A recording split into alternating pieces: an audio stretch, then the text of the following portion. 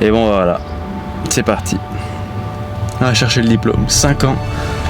5 ans à faire le con à parler espagnol pour récupérer ce putain de diplôme.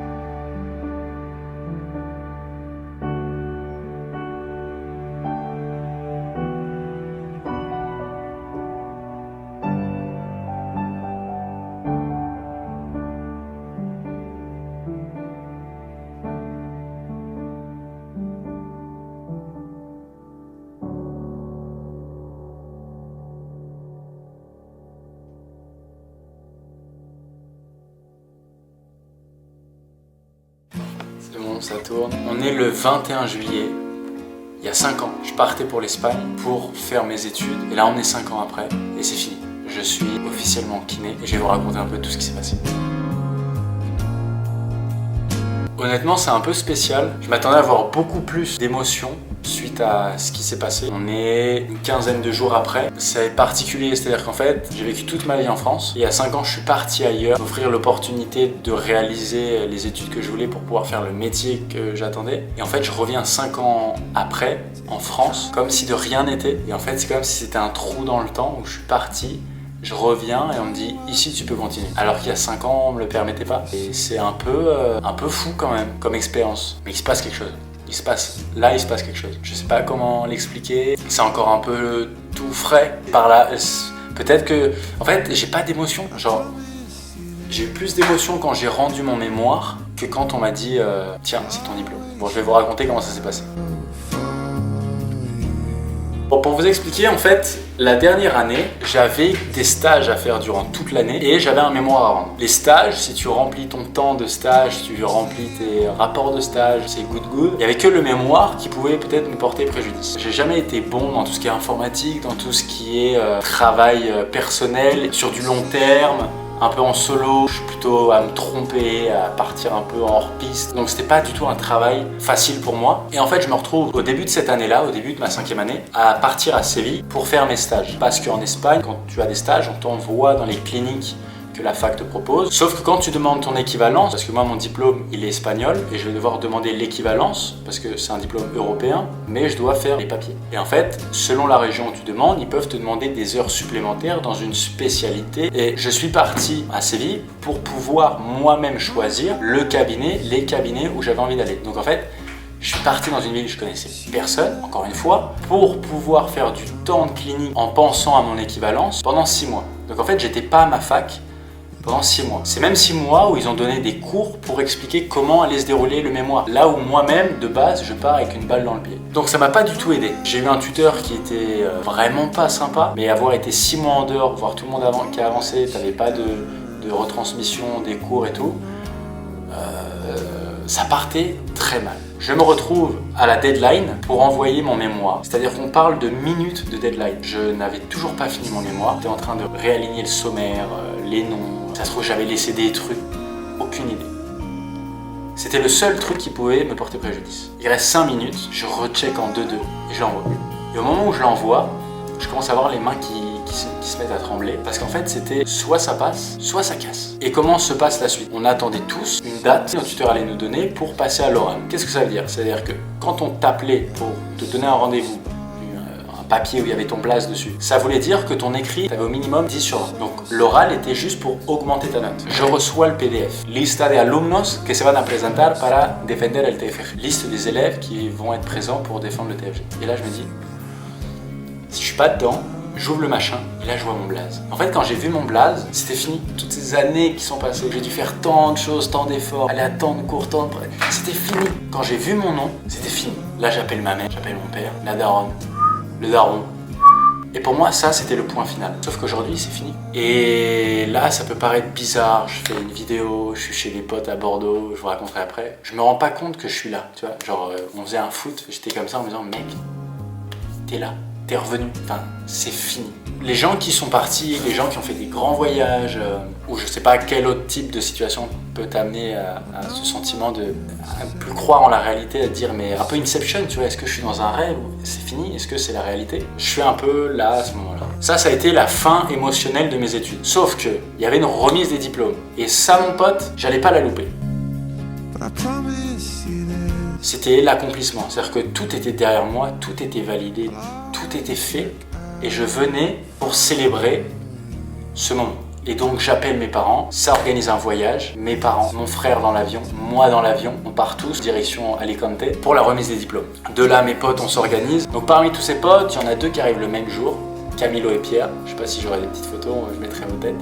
Ils viennent le 4, la cérémonie était le 5, parce que le projet c'était qu'on remonte en voiture l'Espagne après la cérémonie, qu'on se fasse des vacances en remontant tranquillement l'Espagne. Donc mes 2 potes arrivent, cérémonie le 5, et donc on finit cette cérémonie, et on passe 2-3 petits jours, et direction les vacances. Et je dis au revoir à ma MIFA, et on part direction Valence avec mes potes, pour récupérer un pote qui lui n'avait pas pu se libérer parce qu'il avait un festival. Bravo les priorités. On passe un soir à Valence, incroyable. On remonte Barcelone, on passe 2 nuits, incroyable. Toulouse et Bordeaux. Et là je suis à Bordeaux.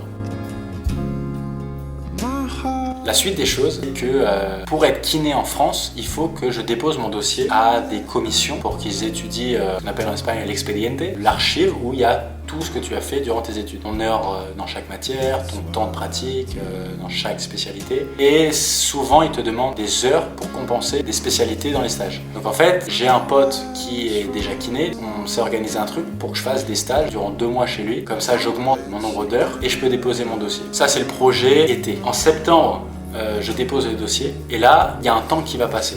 Parce que la commission, elle doit lire, elle doit se réunir, qui sont tous les 3 mois à peu près. Quand elles se réunissent, elles doivent délibérer s'ils m'augmentent ou pas mon nombre d'heures ou ils me demandent de faire plus d'heures. Dans quel cas, je devrais faire des stages, ce qui pourrait m'amener à janvier 2025, diplômé kiné en France. Qu'est-ce qui se passe? Moi, j'ai fait des études parce que déjà, mes parents m'ont beaucoup sensibilisé sur le fait du monde de demain. Il y a plein de choses qu'on n'aime pas quand tu es enfant. Tu veux pas travailler, tu veux pas aller à l'école, tu veux pas réviser, t'arrives pas à te projeter parce que t'es qu'un enfant et tu comprends pas dans quel bain tu vas vivre. Moi j'ai eu cette chance, mais ils me l'ont enseigné. Donc j'ai fait des études et donc j'ai choisi quelque chose qui me plaisait, qui pouvait m'apporter un travail demain et être en accord avec une passion, un centre d'intérêt qui sont les sciences. Donc fil en aiguille, quand j'avais fait ma PACES pour médecine, je me suis plus dirigé vers kiné. Là, j'ai 24 ans, j'ai la vie devant moi, je suis diplômé. Et la question que je me pose, c'est qu'est-ce que j'aime vraiment? Parce que je pense qu'on ne se rend pas compte de ce que c'est la vie. On ne se rend pas compte,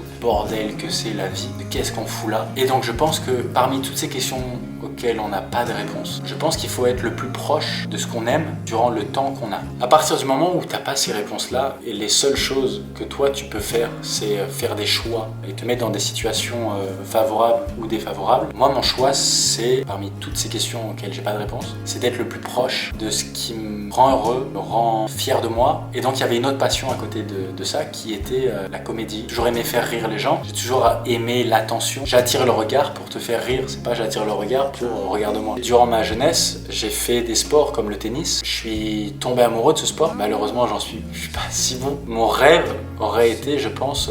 alors, je peux pas dire que ça aurait été d'être joueur professionnel parce que je le suis pas, j'ai pas vécu cette expérience, le fait d'être loin de ta famille, voyager, jouer, perdre tout le temps, la plupart du temps, à moins que tu sois Carlos Alcaraz, que j'ai rencontré d'ailleurs. Arrêtez. Mais jouer au tennis, le sport, la compétition, ce sport, c'est quelque chose qui est très important pour moi. Et à côté de ça, j'adore l'image, j'adore filmer. J'aurais aimé peut-être plus jeune, au lieu de faire ses études, j'aurais peut-être fait réalisateur, mettre en scène des choses. Et donc aujourd'hui, on est le 21 juillet, j'ai créé des comptes TikTok, parce que j'ai TikTok, The Yankee. J'ai créé des comptes TikTok, Instagram et YouTube, celui-là, qui s'appelle Première Balle. À côté d'être kiné, je veux vivre cette passion. Comme je l'ai dit avant, j'ai envie d'être le plus proche de ce qui me rend accompli, ce qui me rend heureux, fier. Et donc en fait, j'ai envie de faire des vidéos. Aujourd'hui, je ne sais pas encore trop à quoi ça va ressembler. En septembre, déjà, je vais reprendre la compétition. Ça va représenter une partie des vidéos, une sorte de rubrique. Mais il y en aura d'autres sur, je sais pas, la kiné du tennis, parler de tennis, rencontrer des gens du monde de tennis. L'idée, c'est grandir dans le tennis sans être un tennisman. Ça, c'est mon objectif. Peut-être vivre à travers des joueurs pros, le rêve d'être pro, vivre à travers eux l'expérience, parce que j'ai pas pu l'atteindre grâce à mon statut de kiné. Voilà, que cette toile d'araignée se tisse sans qu'elle vienne que d'un endroit, mais plutôt un croisement entre mes études, ce que ça a pu m'apporter, et réunir la passion et essayer que l'intersection de tout ça soit ce que j'attends. Donc le compte, tout ça s'appelle Première Balle, ça va être des vidéos de tennis. Donc, je le répète, on est le 21 juillet, je sais pas encore ce que je vais publier, je sais pas encore comment, quand, combien de fois, mais de septembre à janvier, en attendant la traduction, mon équivalence de diplôme, je vais faire que ça. Je vais faire que ça, j'espère que je vais m'y plaire dedans, j'espère que ça va vous plaire, j'espère que ça va répondre à une demande. Là, je suis pas trop en train de parler à faire rire comme vous pouvez voir sur TikTok. Je suis plutôt sérieux là, c'est plutôt une vidéo, j'attends pas que ça soit en tendance 2, voire une plus tard. C'est plutôt, voilà, pour annoncer quelque chose. Je sais pas, je crois que la vidéo va être longue, mais c'était important pour moi de reposer un peu tout ça et vous dire que je suis revenu et que voilà.